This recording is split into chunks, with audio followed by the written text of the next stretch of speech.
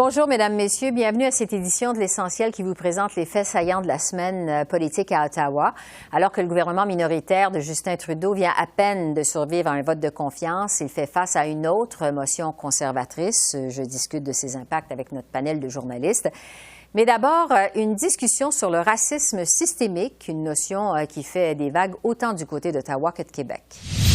Pour discuter du phénomène du racisme systémique, je retrouve maintenant Michel Audette, qui est leader autochtone et qui fut commissaire de l'enquête nationale sur les femmes et les filles disparues et assassinées.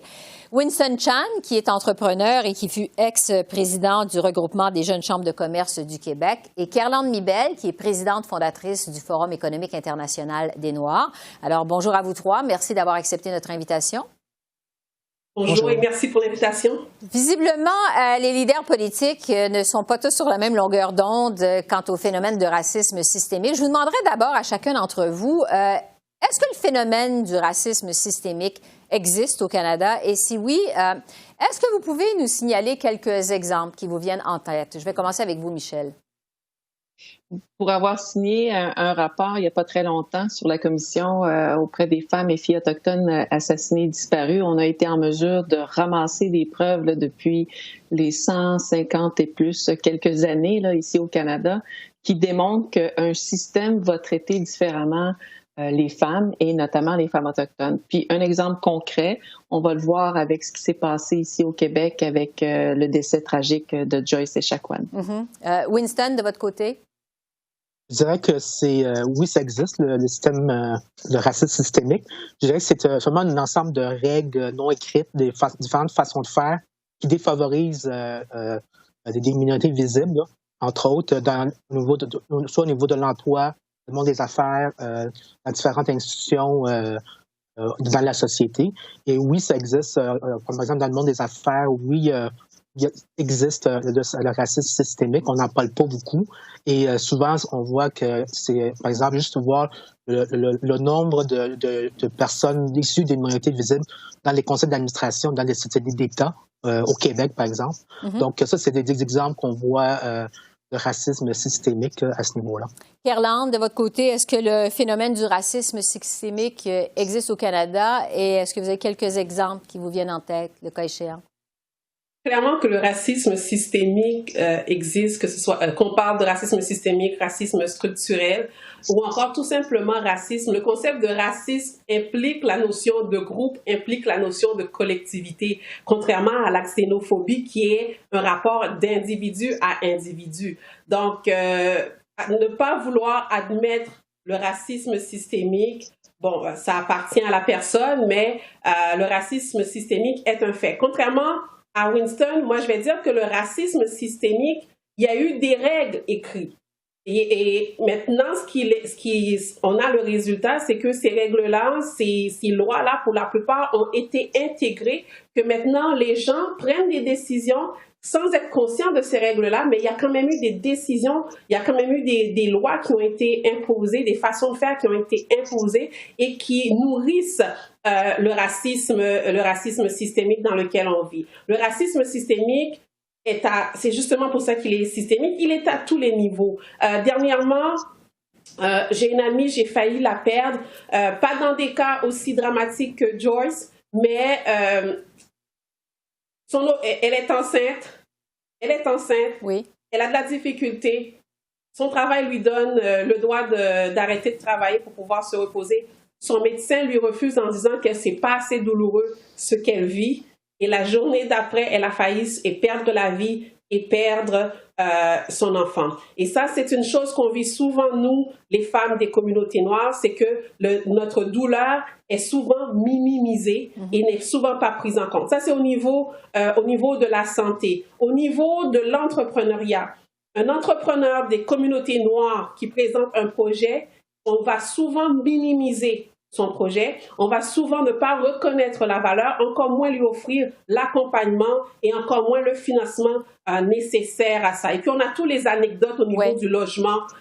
Du côté des Noirs au Canada, on sait que il y a plus de chances pour un universitaire noir d'être sur le chômage qu'un drop-out qu'un dropout blanc du secondaire, qui n'a pas fini son secondaire 5. Donc, celui qui a un bac a plus de chances d'être sur le chômage. Donc, ça, visiblement tous les trois, vous vous entendez sur l'existence de racisme systémique au Canada. Maintenant, pour ce qui est de sa reconnaissance, parce qu'il y a un débat là-dessus actuellement, autant du côté d'Ottawa que de Québec, le premier ministre Justin Trudeau affirme que de reconnaître le racisme systémique, c'est la première étape pour marcher sur la voie de la réconciliation. C'est ce qu'il a dit la semaine dernière.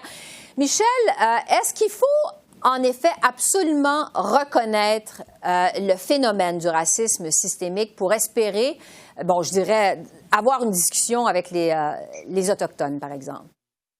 Bien, je vous dirais que c'est fondamental. On va chez le médecin parce qu'on a une douleur ou une plaie, puis on essaie de comprendre son origine, sa source, et pour faire un bon diagnostic et ainsi de suite.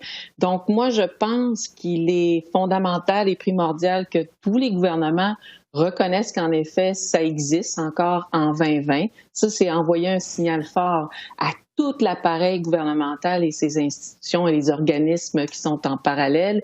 Mais c'est aussi de dire que maintenant que je le reconnais, je suis dans l'obligation par des lois, des projets de loi, des politiques et ainsi de suite de faire en sorte que, et l'exemple que je vais vous donner, moi je le dis tout le temps, il faut refaire l'histoire et la refaire ensemble, où là, un professeur de l'Université Laval en médecine va demander à ses 200 étudiants: vous avez un jeune homme de 40 ans qui rentre inconscient avec de la vomissure sur lui et c'est un autochtone. Les 200 étudiants ont toutes donné comme diagnostic état d'ébriété, alors qu'il y avait une panoplie d'autres choses.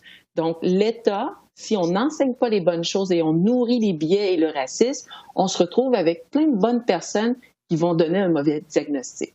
Donc, essentiel de reconnaître le phénomène. Winston, qu'est-ce que vous en pensez de votre côté? Est-ce que c'est absolument essentiel de reconnaître le racisme systémique pour faire avancer les choses, faire évoluer les choses? Oui, je sais que le racisme systémique, c'est une façon vraiment de comprendre c'est quoi les racines de ce phénomène-là. C'est vraiment comprendre c'est quoi pour moi un bon diagnostic. Et c'est souvent les gens... souvent, certaines personnes pensent que le racisme systémique veut dire que les Québécois ou les Canadiens sont racistes, ce qui n'est pas le cas. C'est que c'est les façons de faire, c'est les règles écrites ou non écrites qui permettent justement à marginaliser, à exclure certaines personnes, une minorité visible des Autochtones, par exemple. Donc, c'est important de reconnaître pour vraiment comprendre c'est quoi la cause. Et maintenant, on voit plus le racisme comme avant, où ce que c'est plus dans ta face, où ce qu'on va faire des actions. Oui, ça existe encore, mais c'est plus ça. C'est vraiment dans le système. C'est au niveau que ce soit dans le monde des affaires, que ce soit au niveau gouvernemental. Donc ça, c'est très important. Puis l'autre argument qu'on entend souvent, c'est que le racisme systémique, c'est une notion qui vient des États-Unis. Alors qu'au Canada, oui, il y a un passé colonialiste, mais il y a un passé aussi raciste. Comme si je pense, par exemple, à la communauté chinoise, qui sont arrivés il y a plus de 150 ans pour les chemins de fer à l'origine. Puis après, il y a eu le taxe d'entrée, le taxe d'exclusion, aussi la loi sur l'exclusion, jusqu'à dans les années 40, donc sous le règne de John A. Macdonald à l'époque. Donc ça c'est un passé qui est raciste. Et ça a eu des répercussions sur la communauté, même aujourd'hui en 2020. Et c'est sûr que ça n'a pas aidé aussi avec la pandémie, avec ce qui se passe, ce qui vise beaucoup les personnes d'origine asiatique au Canada. Oui, alors qu'effectivement, on a beaucoup discuté de l'origine du coronavirus. Kerland, si on y va à contrario, même si on ne s'entend pas sur l'existence du phénomène de racisme systémique, sur le fait de le reconnaître, est-ce qu'il y a quand même moyen de faire avancer les choses, de faire des progrès, même si on ne s'entend pas sur l'existence du phénomène? À mon avis, on est prêt comme nation, le Québec, d'avoir des conversations franches. Donc, on peut avancer certainement si on choisit d'avoir ces conversations franches-là. Et je crois que, pour ne pas le nommer, M. Legault, il est un homme foncièrement intelligent et je crois qu'il veut qu'on avance. Donc, moi, je pense avec le principe de la bonne foi. Et un homme de pouvoir, un homme d'État, dans sa position, il a la responsabilité de travailler pour le mieux-être de l'ensemble de sa société, de sa population. Et ça implique de nommer les choses pour pouvoir en prendre soin, pour pouvoir les soigner, comme l'a mentionné au départ Michel dans l'analogie du bobo chez le médecin. Oui, bon, Michel, justement, je vous renvoie sur le cas de la position de François Legault, qui reconnaît qu'il y a du racisme dans la société, mais refuse de reconnaître, comme on sait, le phénomène de racisme systémique. Vous disiez tout à l'heure que les gouvernements doivent envoyer un message fort à l'effet qu'on reconnaît l'existence du phénomène. Est-ce qu'on peut quand même comprendre la position du premier ministre du Québec, François Legault? Non, parce que je crois qu'il y a une brochette d'experts et de juristes qui lui disent qu'il y a peut-être un danger de dire ouvertement et de reconnaître ouvertement qu'en effet, il y a un racisme systémique ou une discrimination systémique, étant donné qu'il y a aussi un projet de loi sur la laïcité et ainsi de suite. Alors ça, c'est plus à lui et son équipe de répondre à tout ça. Mais en même temps, je trouve ça, moi, important qu'on ait élevé un débat. Maintenant, c'est des experts, c'est des scientifiques, c'est des chercheurs, c'est des universitaires, c'est des militants, tout le monde qui parle avec et pour nous. Ça, là, moi, j'ai jamais vécu ça. Donc, éventuellement, comme disait bien Irlande, je crois que M. Legault, éventuellement, va en effet réaliser que je suis rendu pas mal isolé, alors qu'il y a beaucoup de gens qui le débat ou qui l'animent, ce gros débat-là. Winston, parce que M. Legault dit, entre autres, que les Québécois sont mal à l'aise avec ce débat-là. Est-ce que c'est le cas que ce débat sur le racisme systémique, ça rend les Québécois mal à l'aise? Je dirais que moi, je pense que M. Legault essaie d'éviter d'avouer que que le racisme systémique, comme s'il évitait un examen de la prostate. Tout simplement parce que il veut pas, c'est pas parce qu'on le teste pas, qu'on n'a pas un examen, qu'on n'a pas la maladie. C'est que je pense qu'est-ce qu'il faut voir, c'est que il y a un consensus présentement là, qu'il y a entre la société civile, on voit la Commission des droits de la personne, on voit avec différents universitaires, on voit avec les personnes, même monsieur, madame, tout le monde, l'opinion publique, après avoir vu le vidéo de Georges Echaquan, ça a créé une prise de conscience et on espère que le premier ministre Legault puisse prendre action parce que c'est le début de... Maintenant, je pense que les gens sont tannés, que ce soit les Autochtones, que ce soit les médias visibles, ils sont tannés, ils veulent que le gouvernement prenne action, puis pour en arriver là, il faut reconnaître premièrement le racisme systémique, comprendre c'est quoi les causes et pouvoir avancer. Parce que présentement, le modèle québécois, au Québec, comment on a une cohésion, c'est un équilibre entre le gouvernement et qui travaille avec ses partenaires, avec la société civile. Et il faut que le gouvernement, c'est pas un gouvernement autoritaire qu'on a, on vit dans un régime démocratique. C'est important justement que M. Legault puisse écouter et pas vraiment gouverner sur une base électoraliste, mais seulement pour la prochaine génération. Kirlande, c'est de toute évidence, en tout cas, un débat qui s'est imposé autant du côté de Québec qu'Ottawa. Michel disait tout à l'heure, on avance. Winston parlait d'un consensus. Qu'est-ce que vous espérez qui va ressortir de ce débat-là? Alors, avant de répondre à cette question, je voudrais répondre à celle que vous avez posée à Winston. Alors, le malaise, s'il y a un malaise au sein de la société québécoise par rapport à la conversation sur le racisme systémique, c'est une bonne chose. Ça veut dire que l'ensemble de la société québécoise est conscient que le racisme systémique n'est pas quelque chose qui est tolérable dans la société. Maintenant, qu'est-ce qu'on va faire réellement pour pouvoir l'enrayer? Et ça commence par avoir une vraie conversation entre nous, entre Québécois. Donc ça serait la première chose que je voulais réagir par rapport à cette question. Et maintenant, qu'est-ce qu'il faudrait faire? C'est que le gouvernement et toute la société civile aussi, les chefs d'entreprise, portent leur culotte, que j'aimerais dire, parce que ça fait longtemps quand même qu'on a les mêmes discours.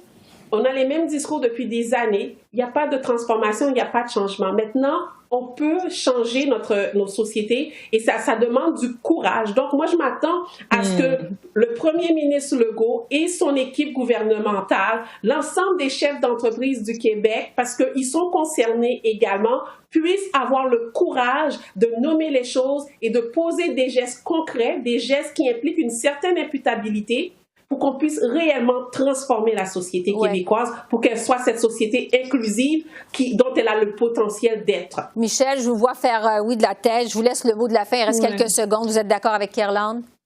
Ah, puis tellement bien exprimé et expliqué. Alors, je fais connaissance là, de deux belles personnes. Là. Merci de faire cette éducation-là pour l'ensemble des gens ici au Canada. Là. Fait que très apprécié. Michel Audette, Winston Chan, Kirlande Mibel, merci beaucoup. J'ai fait connaissance avec vous également. Ça a été vraiment un plaisir. Merci d'avoir accepté notre invitation. Merci. Merci. Merci. Donc, c'est une autre semaine mouvementée à Ottawa. C'est maintenant le moment d'analyser les derniers événements avec notre panel de journalistes, Joël Denis Bellavance, Althia Raj et Conrad Yakubowski. Bonjour à vous trois. Bonjour. Bonjour. On va commencer avec la nouvelle motion des conservateurs pour faire la lumière, cette fois, sur la gestion de la pandémie par le gouvernement Trudeau. Joël Denis, je pense que tout le monde se pose la même question. Est-ce que les Canadiens doivent s'attendre à une nouvelle menace d'élection avant Noël, en pleine pandémie, des élections anticipées encore une fois? Non, je ne crois pas. Je pense que le gouvernement Trudeau va mettre un peu d'eau dans son vin, et tout comme le Parti conservateur et les autres partis. Donc, on semble se diriger vers une motion qui va permettre de confier à un comité de la santé l'étude de la gestion de la pandémie par le gouvernement de Justin Trudeau. Et je pense que c'est justifié parce qu'on a dépensé beaucoup d'argent, on a fait beaucoup d'achats, on a fait beaucoup d'efforts financiers. Donc, il est temps, je pense, qu'un comité parlementaire se mette le nez là-dedans et explique un peu, tente d'aller chercher certains détails qui ont peut-être pu échapper au grand public pour voir si la gestion a été à la hauteur des attentes de la part du gouvernement de Justin Trudeau. Oui, parce qu'on parle d'une motion qui est vraiment très large et on se demandait si les libéraux allaient encore une fois sortir l'artillerie lourde pour en faire un vote de confiance, comme ils l'ont fait finalement plus tôt cette semaine avec la motion sur We Charity. Quelle stratégie vont adopter les libéraux selon vous cette fois-ci? Il semblerait qu'entre les coulisses, on nous dit que non, ça ne va pas être un vote de confiance la semaine prochaine sur cette motion-ci. En fait, la motion elle ressemble beaucoup à la suggestion que Pablo Rodriguez, le leader en chambre du Parti libéral, avait faite, qui disait « OK, on va établir un autre comité qui va pouvoir regarder toutes les dépenses qu'on a faites. » Bon, cette fois-ci, c'est au comité de la santé, un comité qui est présidé par un libéral. Oui, la motion, elle est exhaustive, mais c'est quand même des assez bonnes questions. Puis je pense que le public aurait de la misère à comprendre pourquoi on nous replonge dans des élections un an plus tard, parce que les conservateurs, le NPD puis le Bloc, ils aimeraient avoir des questions sur les vaccins puis les tests rapides. Conrad, puisqu'on parle justement d'enquêter en profondeur sur la gestion de la pandémie par le gouvernement Trudeau, il y a un contrat qui s'est retrouvé à la période des questions à quelques reprises cette semaine. J'aimerais vous entendre là-dessus. C'est le contrat de 237 millions de dollars pour des respirateurs qui aurait été accordé à une firme qui est un ancien député libéral. Jusqu'à quel point ce contrat-là, cette information-là, parce que c'est revenu quand même à quelques reprises aux communes, c'est embarrassant pour les libéraux? Mais c'est certain que c'est gênant, les circonstances dans lesquelles et l'empressement avec lequel ça a été accordé sans appel d'offres et le fait que le prix du firme qui est associé avec l'ancien député Frank Baylis vendait les ventilateurs à un prix beaucoup plus élevé que Medtronic. Donc, c'est sûr qu'il faut faire la lumière sur les circonstances dans lesquelles ça a été fait. Il faut que les libéraux donnent leur juste sur les circonstances. On sait qu'on était en pleine période de panique. Tout le monde essayait de s'assurer que les ressources seraient disponibles au cas où. Mais c'est certain qu'on n'a pas entendu dire le dernier mot sur ce contrat-là. Donc, ça va rebondir encore aux communes au cours des prochains jours, des prochaines semaines? Je crois que oui, jusqu'à ce que les explications soient données. Joël Denis, est-ce que vous vouliez ajouter quelque chose là-dessus? Oui, en fait, il y avait des circonstances assez particulières lorsque ce contrat est accordé. On était en pleine concurrence avec d'autres pays pour obtenir ces fameux ventilateurs qui pouvaient sauver des vies. Donc, peut-être qu'il y a eu des ratés dans l'octroi de ce contrat il n'était pas garanti non plus qu'on aurait pu obtenir ces ventilateurs de la part de compagnies étrangères. Donc, l'objectif du gouvernement, et je le comprends, mais est-ce que ça a été fait adéquatement, ça reste à voir, mais l'objectif du gouvernement était d'assurer une production locale de ces ventilateurs et maintenant, c'est qu'il y a quelques entreprises canadiennes maintenant qui sont en mesure de fabriquer ces ventilateurs et ça, je pense que lorsqu'une deuxième vague frappe ou une troisième vague frappe, on sera davantage prêt pour affronter cette crise, finalement. J'aimerais maintenant vous entendre sur le débat qui a fait rage cette semaine à la suite de la suspension temporaire d'une professeure de l'Université d'Ottawa pour avoir utilisé le mot en haine dans un contexte de classe. Évidemment, c'est un débat qui a commencé par rebondir à l'Assemblée nationale à Québec. Ça a rebondi aux communes par la suite. Althia, le premier ministre Trudeau a semblé au départ se ranger du côté des détracteurs de la professeure. Le chef des conservateurs, M. O'Toole, était nuancé. On a senti que les deux marchaient sur des œufs dans ce débat-là. Qu'est-ce que vous en pensez? Je pense que c'est très difficile dans ce débat d'ingérer un peu de nuance. Puis je pense qu'il y a beaucoup de gens qui sont très figés dans leur position et qu'ils veulent même pas entendre qu'il y aurait peut-être du gris. Alors, je pense que c'est pour ça qu'on a vu M. Trudeau puis M. O'Toole marcher un petit peu sur les coquilles d'œufs. Mais aussi, une autre raison, c'est à cause que le débat se joue très différemment au Québec qu'au Canada anglais. Ouais. Puis je pense aussi pour cette raison où on voit qu'il y a eu l'unanimité d'une position très claire que oui, la professeure elle aurait eu le droit d'utiliser ce mot-là dans son cours, dans le contexte où elle l'a utilisé au Québec. C'est pas le cas dans le Canada anglais. Bon, Conrad, justement là-dessus, parce que la position du Bloc québécois est vraiment, elle, très claire. Le chef du Bloc a défendu la liberté académique, il a parlé de dérapage, il a vraiment joint sa voix à celle des parlementaires à l'Assemblée nationale. Monsieur Blanchette qui veut en faire un débat entre Québécois et Canadiens. Qu'est-ce que vous pensez de sa position là-dessus? Ben, je pense que c'est délicat. C'est le moins qu'on puisse dire et qu'il joue avec le feu en le faisant.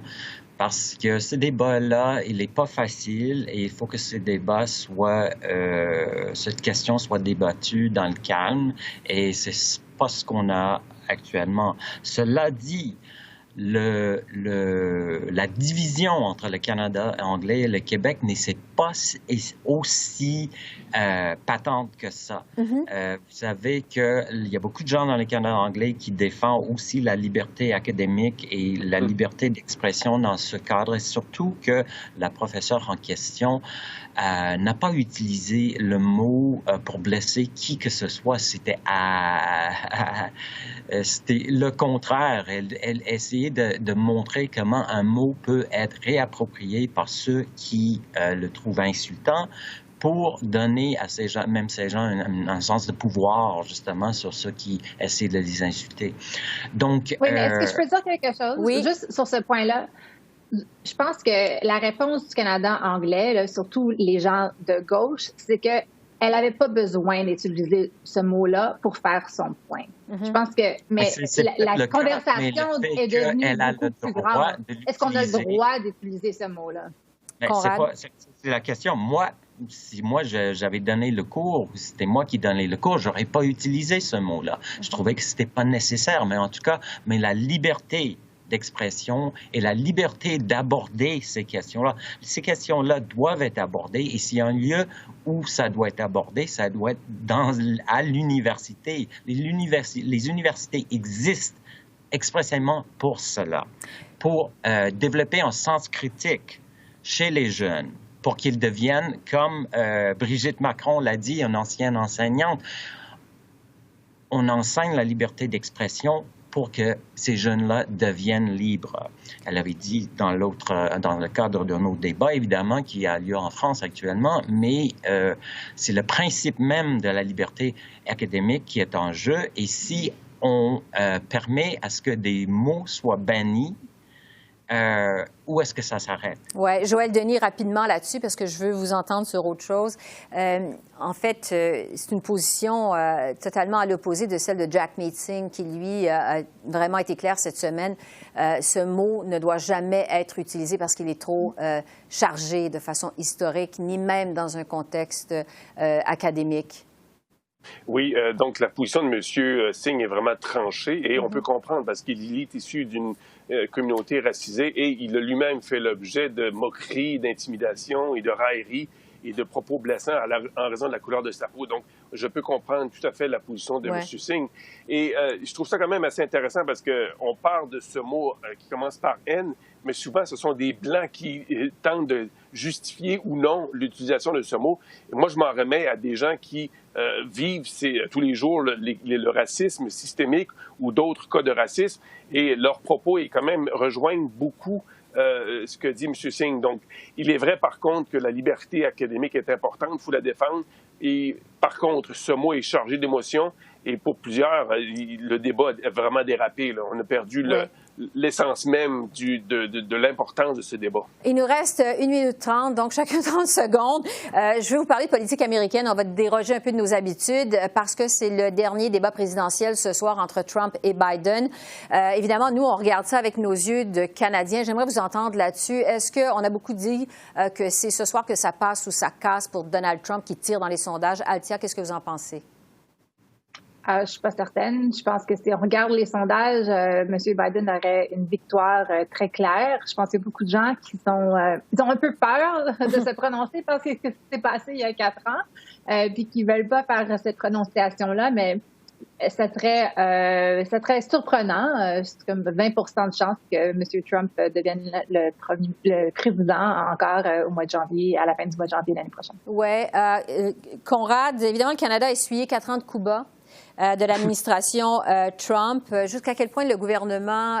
je vais poser la question à Joël Denis. Jusqu'à quel point le gouvernement Trudeau suit ça de près? J'ai une dernière question pour Conrad.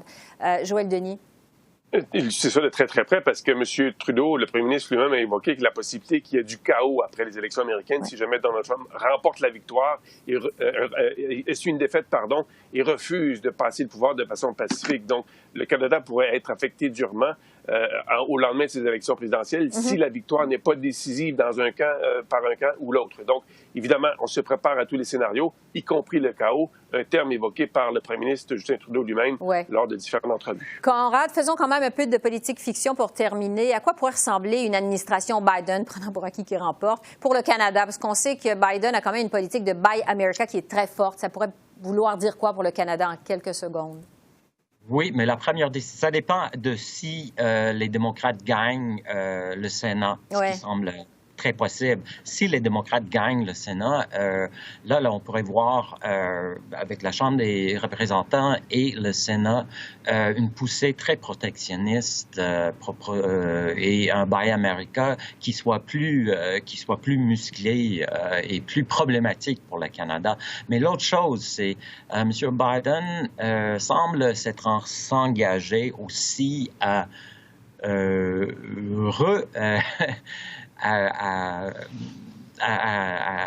annuler, excusez-moi, le permis pour le pipeline, le oléoduc Keystone que Trump a autorisé. Oui. Donc, ça va causer des ennuis parce que M. Trudeau est en faveur de ce pipeline-là et s'il y a encore des problèmes avec la construction de Trans Mountain, il n'y a pas de bouchée pour le pétrole canadien. Ouais, donc, il pourrait y avoir évidemment des impacts pour le Canada. On suit évidemment de très près cette élection présidentielle, dénouement le 3 novembre ou peut-être un peu plus tard. Joël Denis, Althia, Conrad, merci beaucoup de vos lumières cette semaine. Merci. Merci Esther. Bye-bye. Alors voilà, ça complète notre vue de la semaine politique à Ottawa. Esther Bégin qui vous remercie d'être à l'antenne de CEPAC, la chaîne d'affaires publiques par câble. Je vous souhaite un excellent week-end et à lundi. Au revoir.